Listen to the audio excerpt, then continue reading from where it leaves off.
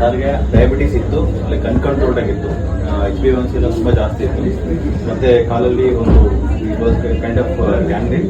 ನಾವು ಅವ್ರಿಗೆ ozone banning ಅಂತ ಒಂದು ಟ್ರೀಟ್ಮೆಂಟ್ ಮಾಡಿದ್ವಿ. ಅದು ಮಾಡಿದ್ಮೇಲೆ ಆಲ್ಮೋಸ್ಟ್ 90% ಸರಿಯಾಗಿಲ್ಲ. It was about to convert to like foul smelling gangrene. So ಜೊತೆಗೆ ಅವ್ರಿಗೆ HbA1c ಲೈಕ್ ಇಟ್ ವಾಸ್ 11.5 ಇತ್ತು, ಇವಾಗ ಆಲ್ಮೋಸ್ಟ್ 7.5.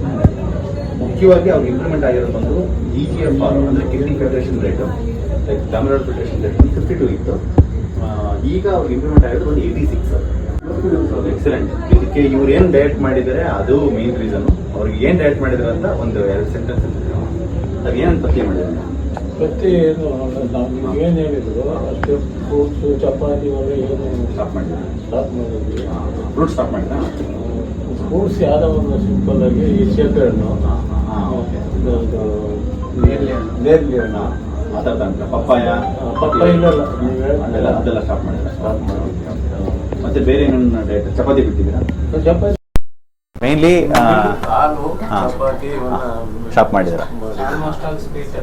ಎಲ್ಲ ಸ್ವೀಟು ಸ್ಟಾಪ್ ಮಾಡಿದ್ದಾರೆ. ಮೇಯ್ನ್ಲಿ ಇವ್ರಿಗೆ ಡಯಾಬಿಟಿಸ್ ಇದೆ ಅಂದ ತಕ್ಷಣ ಚಪಾತಿ ತಿಂದ್ಬಿಟ್ರೆ ಶುಗರ್ ಕಂಟ್ರೋಲ್ ಆಗುತ್ತೆ ಅಂತ. ಚಪಾತಿ ಬಿಟ್ಟ ಮೇಲೆ ಶುಗರ್ ಚೆನ್ನಾಗಿ ಕಂಟ್ರೋಲ್ ಆಗುತ್ತೆ. ಚಪಾತಿ ಬಿಟ್ಟ ಮೇಲೆ ಶುಗರ್ ಚೆನ್ನಾಗಿ ಕಂಟ್ರೋಲ್ ಆಯ್ತಲ್ವಾ? ಅದಕ್ಕೆ ಮುಂಚೆ ಚೆನ್ನಾಗಿ ಕಂಟ್ರೋಲ್ ಆಯ್ತಾ? ಬಿಟ್ಟ ಮೇಲೆ ಕಂಟ್ರೋಲ್ ಆಯ್ತು. ಹಾಂ, ಇವಾಗ ತಿಂತಾ ಇದ್ದೀರಾ?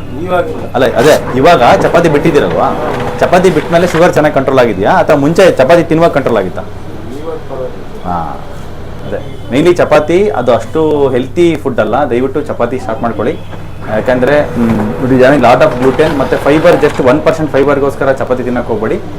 ಹಂಗೂ ಬೇಕಂದರೆ ನೀವು ಅನ್ನ, ಪಲ್ಯ ಮತ್ತು ಸಾಂಬಾರು ಅಥವಾ ಅನ್ನ, ಮುದ್ದೆ ಅಭ್ಯಾಸ ಇದ್ದರೆ ಮುದ್ದೆನೂ ತೊಗೋಬೋದು. ಬಟ್ 75% ಪಲ್ಯ ಮತ್ತು ಸಾಂಬಾರು, ಇನ್ನು 25% ಮುದ್ದೆ ಮತ್ತು ರೈಸ್, ಆ ಥರ ಮಾಡ್ಕೊಳ್ಳಿ. ಸೊ EGFR ಇಂಪ್ರೂವ್ಮೆಂಟ್ ಆಗಿದೆ. ಕಿಡ್ನಿನೂ ಆ್ಯಕ್ಚುಲಿ ಇದು ಇಂಪ್ರೂವ್ಮೆಂಟ್ ಆಗೇ ಆಗುತ್ತೆ. Thank you.